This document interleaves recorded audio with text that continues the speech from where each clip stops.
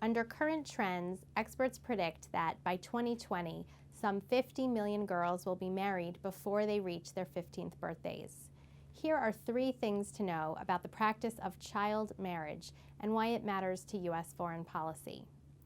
First, child marriage is far more prevalent than most people realize.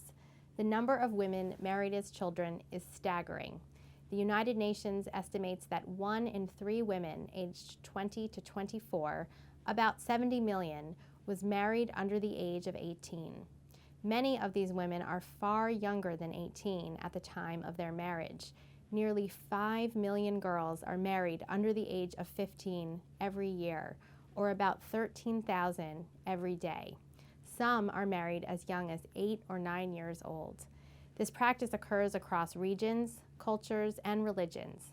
India accounts for 40% of the world's known child brides, and this tradition is also pervasive elsewhere in South Asia, across Sub-Saharan Africa, and in parts of Latin America and the Middle East. The second thing to know about child marriage is that ending this practice is not just a moral imperative, it is a strategic imperative. Child marriage is undoubtedly a violation of human rights. It truncates girls' education, robs them of their economic potential, endangers their health, and exposes them to sexual violence and abuse. But child marriage also matters because it undermines U.S. interests in development, prosperity, and stability. Consider, for example, the effect of this practice on economic growth. Research suggests that child marriage curtails education for young girls, which has been shown to stifle economic progress. Instability is also associated with child marriage. One analysis found that most of the 25 countries with the highest prevalence of child marriage are either fragile states or at high risk of natural disaster. Yet the perpetuation of this practice in weak states only exacerbates poverty and instability in places already overwhelmed by complex challenges.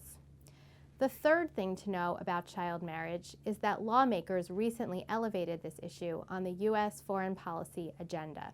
In March, Congress enacted a provision in the reauthorization of the Violence Against Women Act that requires the Secretary of State to develop a U.S. strategy to combat child marriage.